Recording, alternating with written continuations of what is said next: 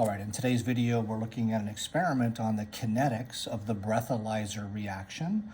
It involves redox titrations as well.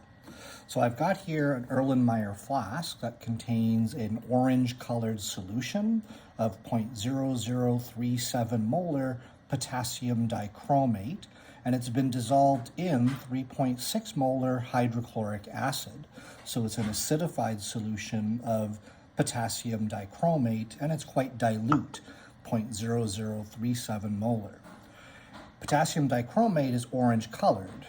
In the breathalyzer reaction, we take ethanol or ethyl alcohol, and we're going to add that alcohol, which is colorless, to the orange colored solution. And over the next hour, the reaction is going to happen, a redox reaction in acidic solution, and the ethanol will turn the orange-colored dichromate into a chromium-3 ion, and the ethanol will get oxidized and become an aldehyde, ethanal. So let me add this. Now, normally when we do the lab, we would use a pipette, and we would put 3.00 milliliters of the ethyl alcohol into 200 milliliters of the potassium dichromate solution. For this video, I'm just going to pour in some alcohol that I've measured. This is 3 milliliters of the alcohol. And at that point, as soon as we've added the alcohol to the dichromate solution, we need to start timing. So if you were doing the experiment, as soon as you pipetted that alcohol into the orange solution, the dichromate solution, you would start your stopwatch or start the timer on your phone. So now the reaction is happening. You can't really tell that it's happening because it's not that fast, but over the next hour, that orange color is going to fade as it reacts. Now, in the experiment, at about 4 minutes into the experiment, you're going to withdraw a 10 milliliter sample of the potassium dichromate solution. We're going to use a volumetric pipette to do that. So let me just grab a flask. So you'll have an Erlenmeyer flask for titrating. Let's put that flask aside, and I'm going to take 10 milliliters. Let's pretend this is now at about 4 minutes into the experiment.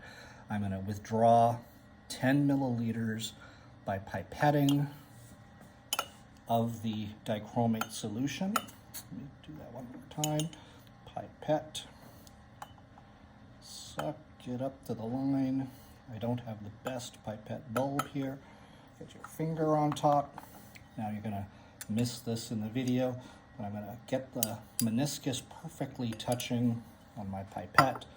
I'm going to grab my flask, and I'm going to add 10 milliliters of the reaction mixture. Now I'm doing this at 4 minutes into the reaction. All right. All right, so there's the solution. It's been all drained in. I'll touch the pipette to the side of the flask. Now I've just added 10 milliliters of that reaction mixture to this flask. That was at 4 minutes. Approximately 2 minutes later, so let's skip ahead. Let's pretend we're now at 6 minutes. I'm watching my timer. I've got here 4 milliliters of a 3% solution of potassium iodide. Potassium iodide is a colorless solution. And I'm going to add that 4 milliliters, which I've measured with a graduated cylinder. I'm going to add that to the reaction mixture, and I'm going to do this at 6 minutes into the reaction. So at 4 minutes, I put 10 milliliters into this small flask. 2 minutes later, at 6 minutes, I'm going to add the Ki solution. So I pour that in, and the potassium iodide reacts with any dichromate that's in the solution at that point and reduces it. The dichromate turns into chromium-3, and the iodide, the I minus, becomes iodine, I2. And the I2, when it's dissolved in the water, gives it this brownish red color. Okay, so that color is evidence that we have just converted any of the original orange dichromate that was in my flask has now been converted to chromium-3+, and the iodide ions that I just added became iodine, I2. I did that at 6 minutes into the reaction. At this point, I've got a burette set up. My burette has 0.01 molar sodium thiosulfate. We're going to titrate the reddish-brown iodine that's formed here using the sodium thiosulfate solution. So let me just start adding some sodium thiosulfate. I would have recorded the initial level on my data sheet in the burette. I start adding some sodium thiosulfate, and then as it's adding, I am swirling the flask. And what I'm going to do is I'm going to titrate it until the iodine concentration drops. And as the iodine drops in concentration, the iodine is reacting with the sodium thiosulfate. That reddish-brown color from the iodine is going to slowly disappear. It's going to turn from a reddish-brown to a straw yellow color. So I keep titrating until it becomes a yellow-colored solution. I think I'm getting pretty close. Okay, so I'm going to stop there. So that reddish-brown color is now, well, you know what, maybe I can go a little bit further. As I looked on the camera there, still looks a little bit reddish-brown. I'm going to add a little bit more. I want it to be a pale yellow, a straw yellow, but I don't want to go too far. So I'm going to add a little bit more sodium thiosulfate. So the iodine is, okay, so it's definitely now a yellow color versus the original dark reddish brown. So now that I'm at that yellow color stage, I've got some starch solution. Starch, if you've taken a biology class, you know that starch, when it mixes with iodine, it turns into a blue-black complex. So at this point, when I've got a yellow solution here, I'm going to add in about 2 milliliters, one good big squirt of starch solution.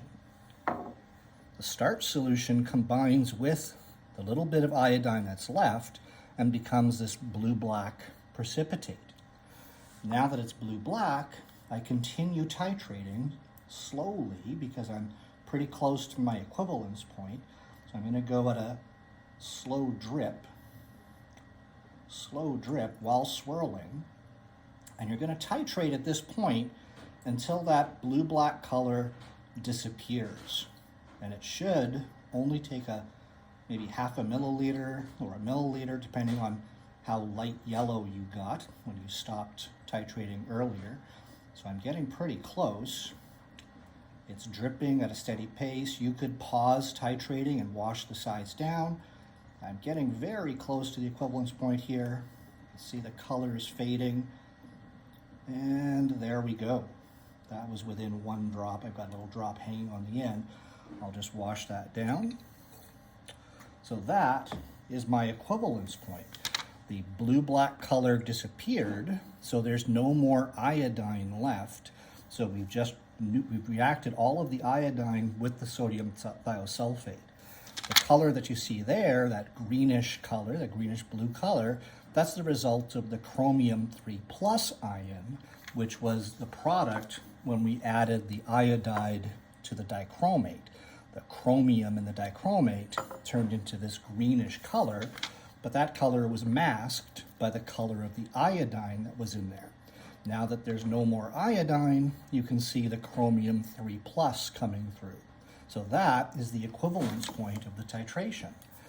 We can now use the volume of sodium thiosulfate that we added.